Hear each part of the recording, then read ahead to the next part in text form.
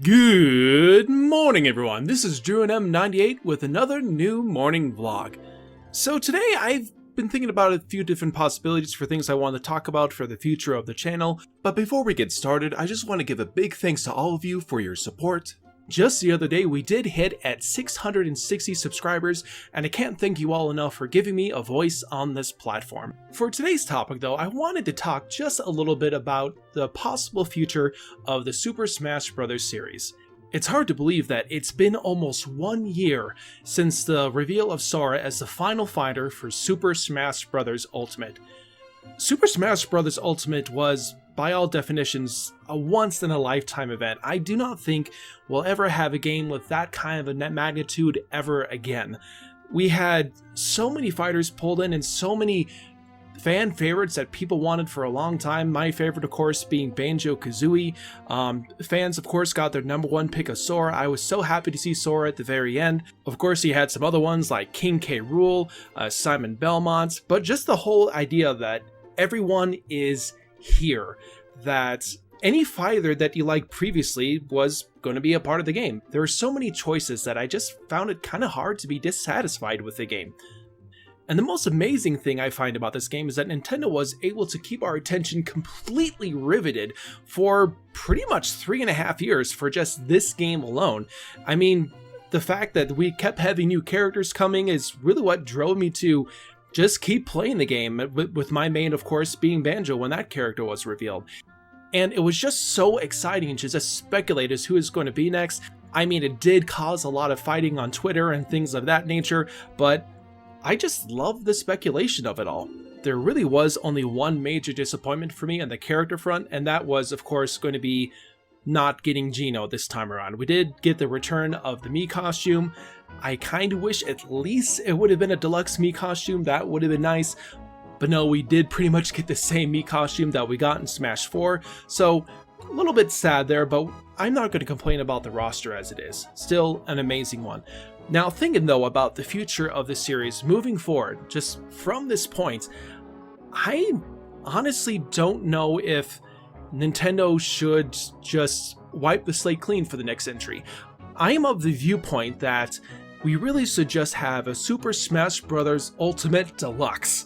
That is just a port of Smash Ultimate, if that is even possible, and I'm going to be getting to that a little bit here, but the idea that if they do a complete package of Smash Ultimate with every character included in just one big enormous bundle just sounds very appealing. For one thing, we don't have to say goodbye to any characters. I mean, the fact they were able to get all these characters in the first place was a bit of a miracle, but if they could just somehow do a simple port, just renegotiate everything and just bring it all back for at least one final round, I think that would be an ideal situation for a lot of players. No one gets left behind, so to say.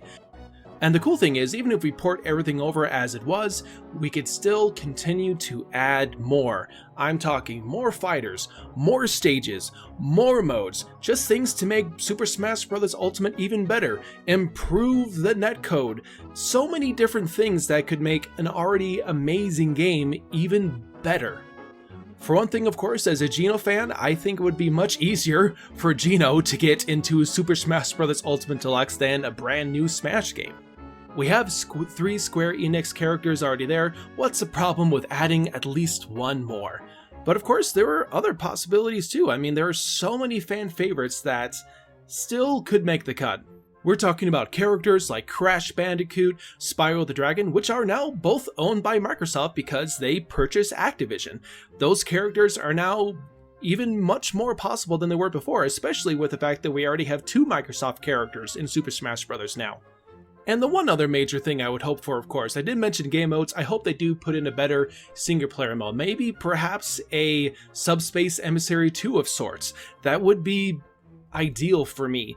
If they were just able to expand upon that idea from before, put in all those cutscenes, except Masahiro Sakurai doesn't seem to like the fact that those cutscenes are posted online, which just happens in the age of the internet. I guess I heard that's why he didn't do that kind of thing again.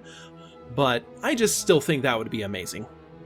As far as what happens though for when the Super Smash Bros. Series is actually ready to move forward beyond the legacy of Ultimate, I kind of don't know where it's going to go actually, because Ultimate was itself the capstone of everything that Super Smash Bros. Had accomplished beforehand.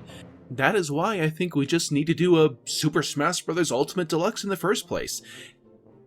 If they just go the usual route and play it safe with the new sequel, maybe add in some new characters but also taking away some more, it couldn't help but be cursed with being compared with Ultimate. And people will just say, well, it could be great, it could be good, but just will never be as good as Ultimate. I think there is a way for Nintendo to move beyond that comparison. That is why I think that for the next true new Super Smash Bros., Nintendo needs to just completely wipe the slate clean and come with some brand new mechanics, a completely new way of thinking of Super Smash Bros. For one thing, I would actually like that for all these characters that do return, that I don't already know every single one of their moves and how to play each one of them, with maybe little tweaks and differences here and there. I want some brand new mechanics introduced that rethink how we play the game. Well, it could still be a 2D fighter, but I've also thought, what about wild ideas like making it into a 3D arena? Something to just really shake it up. Not 100% sure what it is, but whenever there is a new Super Smash Bros., I want it to feel like something completely new. Like a new beginning. Super Smash Bros. Ultimate was a good way to cap up what it had done so before. I want the next one to be something completely new and exciting. But what do you guys think? Let me know your thoughts in the comments section down below. Please be sure to go ahead and drop a like, subscribe to this channel, and we will see you next time. Bye everyone!